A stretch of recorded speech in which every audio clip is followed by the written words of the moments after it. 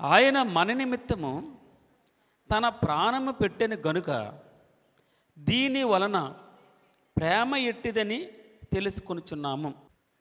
ప్రేమ అంటే ఏమిటి అంటే ఆయన మన నిమిత్తము తన ప్రాణము పెట్టెను.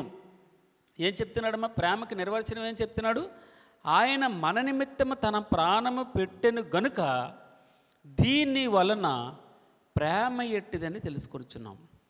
అసలు ఎవరికి ఉపకారం చేస్తున్నాడు? లోకాసు వార్త 6:36 కాబట్టి మీ తండ్రి కనికరము గలవాడై ఉన్నట్టు మీరును కనికరము గలవారై ఉన్నాడు. తర్వాత పైన ఏమన్నాడంటే 35 మీరైతే ఎట్టి వాటిని గూర్చి అయినను నిరాశ చేసుకొనక మీ శత్రువులను ప్రేమించుడి. మేలు ఎవరికి మేలు? ఎవరిని ప్రేమించమంటున్నాడు? నీకు ఎవరు ఇష్టంగా లేరు, నిన్నంటే ఎవరంటే బాధ పెడుతున్నారు, నిన్ను చూసి పగబట్టారే, వారిని ఏమంటున్నాడు? ప్రేమించమంటున్నాడు. ఇంకోటి ఏం చేయమంటున్నాడు? మేలు చేయుడి. తర్వాత ఎవరికి అప్పిమ్మంటున్నాడు? శత్రువుకి అప్పిమ్మంటున్నాడు. ఏమన్నాడు? అప్పు ఇయ్యుడి. తర్వాత అప్పుడు మీ ఫలము గొప్పదయుండును. ఇంకొక మంచి మాట అండి. ఇక్కడ చూడండి ఎంత అద్భుతంగా ఉందో. మీరు సర్వోన్నతిని కుమారులై ఉండునట్లు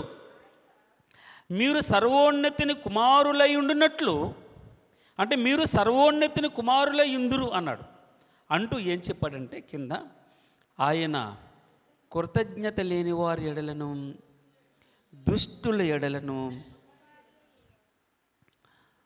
ప్రేమ ఆయన మన నిమిత్తం తన ప్రాణమే పెట్టెను గనుక దీని వలన ప్రేమ ఎట్టిదని మనము తెలుసుకుంటూ ఉన్నాం. ఇక్కడ ఏం చెప్తాడు? ఆయన కృతజ్ఞత లేని వారి ఎడలను. కృతజ్ఞత అంటే ఏంటంటే ఎవరికన్నా నువ్వు 1000 రూపాయలు సహాయం చేస్తావు, వారు నీ నుంచి ఏం ఆశించాలి? నువ్వేం ఆశిస్తావు? థ్యాంక్స్ చెప్పాలి కదమ్మా, అంతే కదా. థ్యాంక్స్ చెప్తారేమో. లేదా నువ్వు ఆపదలో ఉన్నప్పుడు మరలా తిరిగి నువ్వు అడిగితే వారు ఒక 100 రూపాయలని ఇచ్చేటట్టు ఉండాలి. ఒకవేళ ఇవ్వలేదనుకోండి, మర్చిపోయారు, వారు నీ దగ్గర మేలు పొందినటువంటి వారు చాలా ధనవంతులయ్యారు, నువ్వు అవసరత వచ్చింది, నీకు వెళ్ళి చేయి చాపో, వెంటనే మర్చిపోయారు ఆ రోజుని నువ్వు చేసినటువంటి మేలు, మర్చిపోయి వారు చేయి ముడుచుకున్నారనుకోండి, వారిని ఏమంటారంటే కృతజ్ఞత లేని వారు అన్నాడు. నీ నిమిత్తం ప్రేమ ఎట్టిదని నీకు అర్థం కావాలంటే ఆయన మన నిమిత్తం తన ప్రాణము పెట్టెను. ఆయన కృతజ్ఞత లేని వారి ఎడలను దుష్టుల ఎడలను ఉపకారి అయి ఉన్నాడు. మీరు సర్వోన్నతిని కుమారులై ఉన్నట్లు మీ శత్రువులను మీరు ప్రేమించాలి. రెండవ మాట, మీరు మీ శత్రువులకి మేలు చేయాలి, మీరు దీవించాలి. మీరు శపించడానికి వీల్లేదు, మీరు శపించకూడదు, మీరు దీవించాలి. మీకు మంచి జరుగుతుంది, మీరేం చేయాలి? దీవించాలి. ఎవరిని? మీ బాగు కోరుకునేవారిని కాదండి, మీ బాధలు కోరుకునేవారిని మీరు దీవించాలి. మిమ్మల్ని తిడుతున్నటువంటి వారిని దీవించాలి. వారు ఒక మాట అంటే మీరు 4 మాటలు అనకూడదు, నాకు నోరుంది అనకూడదు. మీరు సర్వోన్నతిని కుమారులైనట్లు ఆయన ప్రేమాస్వరూపి అని వ్రాయబడి ఉంది. దేవుడు ప్రేమయ్య ఉన్నాడని చెప్తున్నాడు. ఆయన ప్రేమయ్య ఉన్నాడు, ఆయన ప్రేమాస్వరూపి. ఆయన చెప్తాడు, నువ్వు ఒక చెంప మీద కొడితే రెండవ చెంప చూపించాలి. ఆయన చేతి చూపించాడు. ఒక రోజున అందరూ దొంగను పట్టుకోడానికి వచ్చినట్టు వచ్చారు.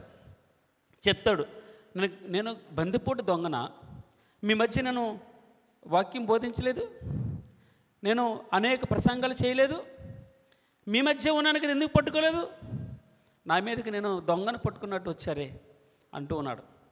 కోపం పరితాపం పట్టలేక పేతురు తన వరలో ఉన్నటువంటి కత్తిని తీసుకొచ్చి చెవి నరికేస్తాడు. వాడి పేరు, ఆ సైనికుడి పేరు మలుకు.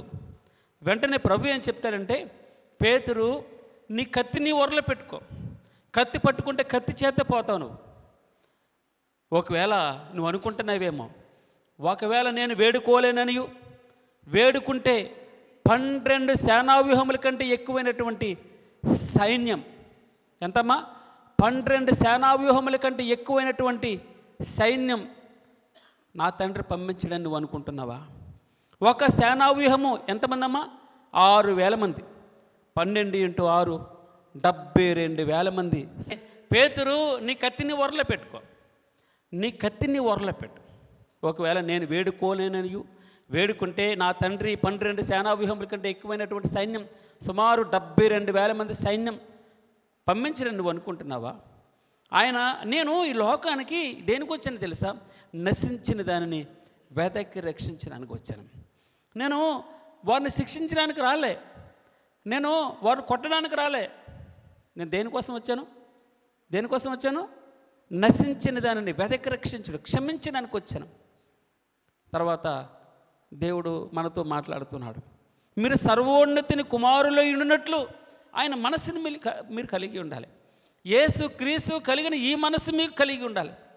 తండ్రి వీరేం చేస్తున్నారు వీరెరుగుని కనుక. చాలామంది, ఒక ఆయన ముసుగేశాడండి, కొడుతూ ఉన్నాడు. ఒక ఆయన ముసుగేసి ఎవరు కొట్టారో ప్రవచించు అంటున్నారు. ఒక ఆయన తలలు ఊచుతూ అయిపోయిందారని పని అంటూ, ఇదిగో దేవాలయాన్ని పడగొట్టి 3 దినాల్లో మరలా లేపేస్తానన్నా దేవుడు నీవే కదా, నిన్ను నీవే రక్షించుకు అంటున్నాడు. దొంగోడు కూడా అండి, తనతో పాటు దొంగవాడు సిలువ వేయబడ్డారు ఇద్దరు. వారు కూడా ముందు ఎగతాళి చేసినట్టుగా మనం చూస్తాం. నాగిల చాలు వెళ్ళి చీలిపోయిందట. ఉమ్మి వేస్తున్నారు, ముఖం మీద గుద్దుతూ ఉన్నారు, వెంట్రుకలు పెరిగి వేస్తున్నారు. ఒక మనిషిని చూసినట్టు చూడలేదండి. ఆయన పరమాత్ముడు, ఆయన చెప్తూ ఉన్నాడు, తండ్రి వీరేం చేస్తున్నారు గనుక వీరిని క్షమించుమన్నాడు. ప్రపంచంలో కదిలించినటువంటి మాట ఇది ఒకటేనండి. క్షమించడం అనేది గొప్ప మహా అద్భుతమైన వరం, అదొక ఆశీర్వాదం. క్షమించడం అనేది ఒక ఆశీర్వాదం మీకు. క్షమించడం అనేది ఒక బలం. మనస్ఫూర్తిగా క్షమించడం, కోపం లేకపోవడం, పగ పెట్టుకోకపోవడం, ముఖము దుమ్మేసిలో తుడుచుకోవడం, చెంప మీద కొట్టిన మరలా నిన్ను తిట్టినటువంటి వారు నిన్ను ప్రేమించడం, పలకరించడం, నీవే సిగ్గు విడిచి నువ్వు వెళ్ళి పలకరించడం, క్షమించు అని అడగడం మహద్భాగ్యం అండి. ప్రపంచంలో ఎవరికి లేనటువంటి ఆశీర్వాదం. నువ్వు క్షమించు అమ్మా అని అడిగితే ఎంత భగవంతుని నిన్ను ఆశీర్వదిస్తాడు. నీకు మంచిగా ఆరోగ్యం ఉండాలంటే, నీకు మంచిగా నువ్వు తృప్తిగా నువ్వు మంచిగా నిద్రపోవాలంటే ప్రేమించేటటువంటి గుణం ఉండాలి. ఆయన ప్రేమస్వరూపి, దేవుడు ప్రేమే అయి ఉన్నాడు, ఆయన ప్రేమస్వరూపి. మీరు సర్వోన్నతుని కుమారులు అయినట్లు ఆయన కలిగిన మనసు మీరు కూడా కలిగి ఉండాలి. క్షమించుడి చెప్తాడు 38వ వచనం, క్షమించుడి అప్పుడు మీరు క్షమింపబడుదురు, ఇయ్యుడి అప్పుడు మీకు ఇయ్యబడును అనొచ్చి. అమ్మ, నేను ఎప్పుడు చెప్తూ ఉంటాను, నాకు చాలా ఇష్టమన్నమాట. అనచి, కుదిలించి, దిగజారునట్లు నిండు కొలతతో మనుషులు మీ ఒడిలో పోయిదురు. ఏం చెప్తున్నాడమ్మా? క్షమించుడి అప్పుడు మీరు క్షమింపబడుదురు, ఇయ్యుడి అప్పుడు మీకు ఇయ్యబడును అనచి, కుదిలించి, దిగజారునట్లు నిండు కొలతను మనుషులు మీ ఒడిలో కొలుతురు. మీరు ఏ కొలతతో కొలుతురు ఆ కొలతతోనే మీకు మరలా కొలువబడును. మనుషులు మీకు ఏం చేయాలని మీరు ఇష్టపడుతున్నారో, మీరు ఏమైతే ఆశిస్తున్నారో, నీ భర్త నుంచి నువ్వేం ఆశిస్తున్నావో, నీ భార్య నుంచి నువ్వేం ఆశిస్తున్నావో, నీ సహోదరుల నుంచి నువ్వేం ఆశిస్తున్నావో అది వారు కూడా ఆశిస్తారు. Vice versa. నువ్వేం కోరుకుంటున్నావో అదే వారు కోరుకుంటూ ఉంటారు. నువ్వు అనుకుంటున్నావు నాకు అలా చేస్తే బాగున్నావు, వారు నాకు ఇలాగ ఇస్తే బాగున్నావు, నన్ను పలకరిస్తే బాగున్నావు, నన్ను ఆదరిస్తే బాగున్నావు, నాకు డబ్బు ఇస్తే బాగున్నావు, నన్ను ప్రేమిస్తే బాగున్నావు. దేవుడు ఏం చెప్తున్నాడంటే, నీవు కూడా అలాగనే వారు కూడా నీ నుంచి అదే ఎక్స్పెక్ట్ చేస్తున్నారు. చాలా మట్టుకి సమాజంలో ఇబ్బంది ఏంటో తెలుసండి. నువ్వు ఎక్స్పెక్ట్ చేస్తున్నావు, అనేకులు అదే నీ నుంచి ఎక్స్పెక్ట్ చేస్తున్నావు. నీ భర్త అదే ఎక్స్పెక్ట్ చేస్తున్నాడు. నువ్వు ఏ విధంగా నేను గౌరవంగా ఉండాలి, ప్రయారిటీ ఉండాలి, చక్కగా ఉండాలి నువ్వు కోరుకుంటున్నావో అదే విధంగా ఎదుటి వారు కూడా నువ్వు కోరుకుంటున్నారు. మనుషులు మీకు ఏం చేయాలని అనుకుంటున్నారు అది మీరు చేయాలి సుమా. మనుషులు మీరు ఏ కొలతతో కొలుస్తారో అదే కొలత కూడా మీకు కొలవ పడుతుంది. నువ్వు చేసింది నీ నెత్తి మీదకి వస్తుంది. నువ్వేం చేస్తే అదే నీ నెత్తి మీదకి వస్తుంది. ఏ విత్తనం విత్తితే అదే పంట నువ్వు కోస్తావు. దేవుడు ప్రేమస్వరూపి. ఆయన ప్రేమే ఉన్నాడు. దేవుడు ప్రేమే ఉన్నాడు. మనం మంచిగా ఆశీర్వదింపబడాలంటే, మన బెస్ట్గా ఉండాలంటే, మన ఇతరుల కంటే చక్కగా ఉండాలంటే, నీ సారూప్యత రూపం ప్రభు రూపంలోకి రావాలంటే యేసు క్రీస్తుకు కలిగిన ఈ మనస్సు మీరు కలిగి ఉండాలని భగవంతుడు చెప్తున్నాడు. యేసు క్రీస్తుకు కలిగిన ఈ మనస్సు ఎంతగా తగ్గించుకున్న ప్రభు అంటే, ప్రేమెట్టుదో మీకు అర్థం కావాలంటే, ఆయన మన నిమిత్తం తన ప్రాణం పెట్టాడు. ఆయన మన నిమిత్తం తన ప్రాణం పెట్టాడు. ఎవరి నిమిత్తం ప్రాణం పెట్టాడంటే, ఆయన కృతజ్ఞత లేని వారి ఎడలను, దుష్టుల ఎడలను ఉపకారి అయి ఉన్నాడు.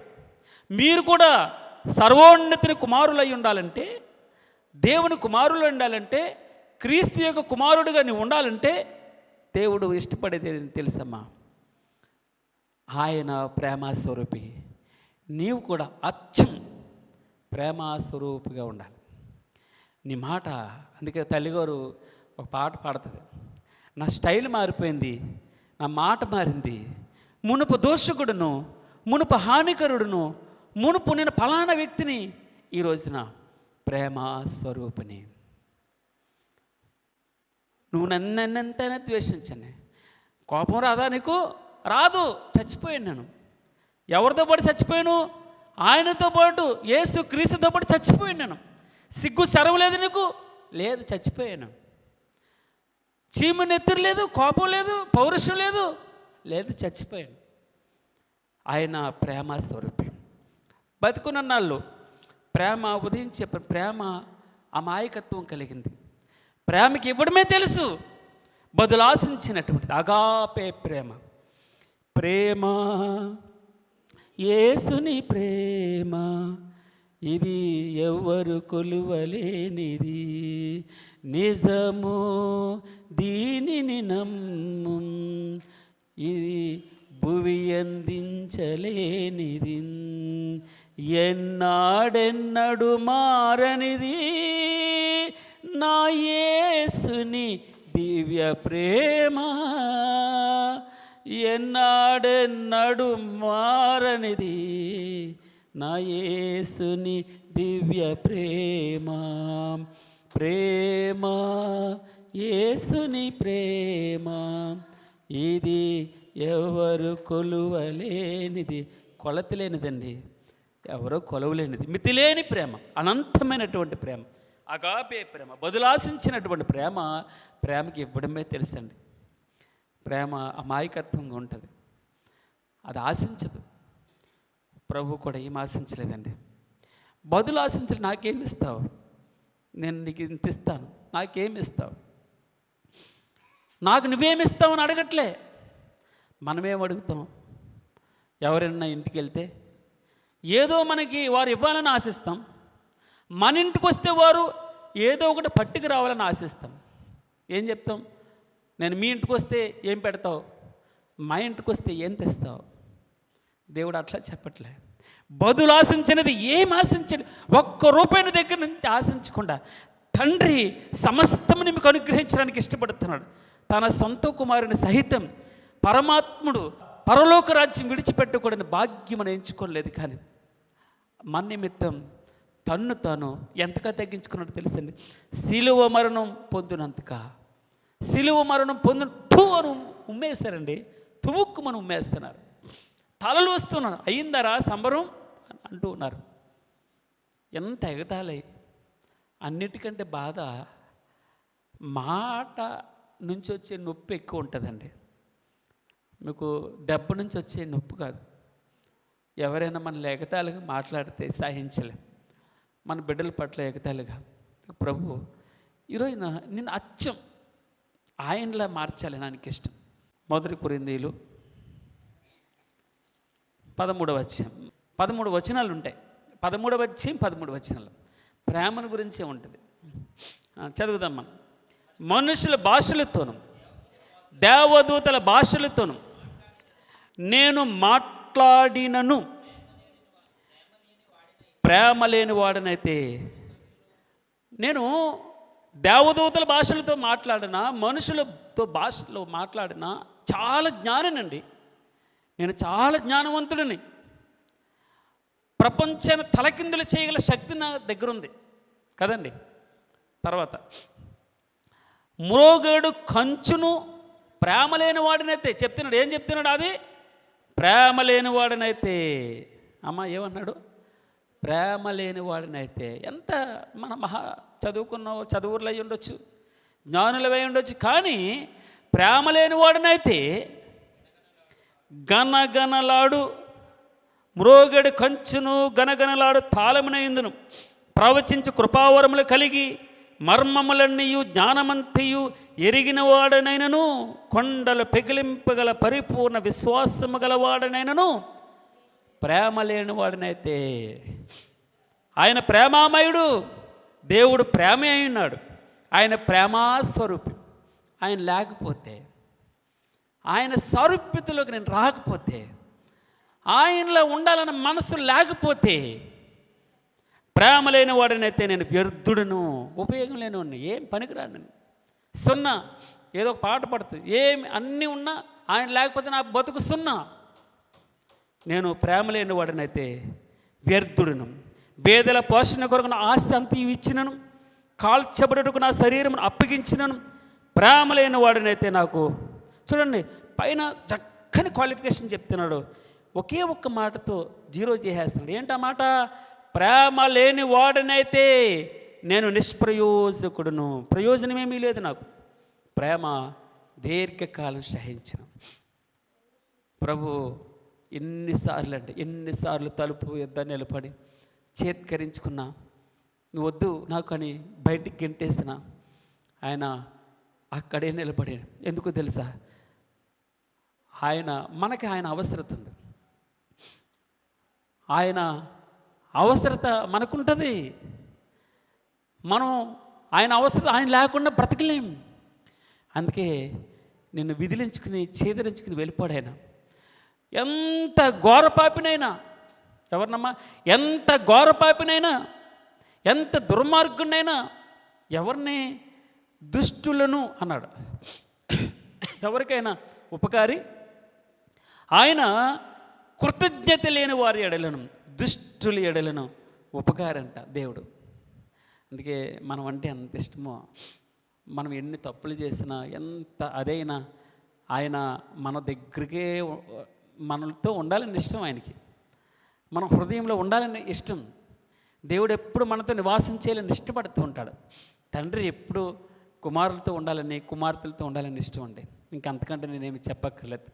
తర్వాత ఏం చెప్తున్నాడు? ప్రేమ దీర్ఘకాలము సహించును, ప్రేమ దయ చూపించును, ప్రేమ మత్సరపడదు, ప్రేమ డంబముగా ప్రవర్తింపదు, అది ఉప్పొంగదు, అమర్యాదగా నడవదు, స్వప్రయోజనమును విచారించుకొనదు, త్వరగా కోపపడదు, అపకారమును మనస్సులో ఉంచుకొనదు, దుర్నీతి విషయమే సంతోషపడగా సత్యమందు సంతోషించను, అన్నిటినీ తాలుకొనను, అన్నిటినీ నమ్మును, అన్నిటినీ నిరీక్షించును, అన్నిటినీ ఓర్చును. ప్రేమ శాశ్వత కాలముండును. ప్రేమ శాశ్వత కాలముండును. ప్రేమ శాశ్వత కాలముండును. ప్రవచనములైనను నిరర్ధకములగును, భాషలైనను నిలిచిపోవును, జ్ఞానమైనను నిరర్ధకమగును. మనము కొంత మట్టుకు ఎరుగుదము, కొంత మట్టుకు ప్రవచించుచున్నాం. కానీ పూర్ణమైనది వచ్చినప్పుడు పూర్ణము కానిది నిరర్ధకమగును. నేను పిల్లవాడినై ఉన్నప్పుడు పిల్లవాని వలె మాట్లాడుతుని, పిల్లవాని వలె తలంచి తిని, పిల్లవాని వలె యోచించి తిని, ఇప్పుడు పెద్దవాడిని పిల్లవాని చేష్టలు మానివేసి తిని, ఇప్పుడు అద్దంలో చూచుచున్నట్టు సూచనగా చూచుచున్నాం, అప్పుడు ముఖాముఖిగా చూతుం. ఇప్పుడు కొంత మట్టుగా ఎరిగి ఉన్నాం, అప్పుడు నేను పూర్తిగా ఎరుగుబడిన ప్రకారం పూర్తిగా ఎరుగుదును. కాగా విశ్వాసము, నిరీక్షణ, ప్రేమ, ఈ మూడును నిలుచును. వీటిలో శ్రేష్టమైనది ప్రేమే. ఆయన ప్రేమామయుడు, ఆయన ప్రేమాస్వరూపి. దేవుడు ప్రేమ అయి ఉన్నాడు.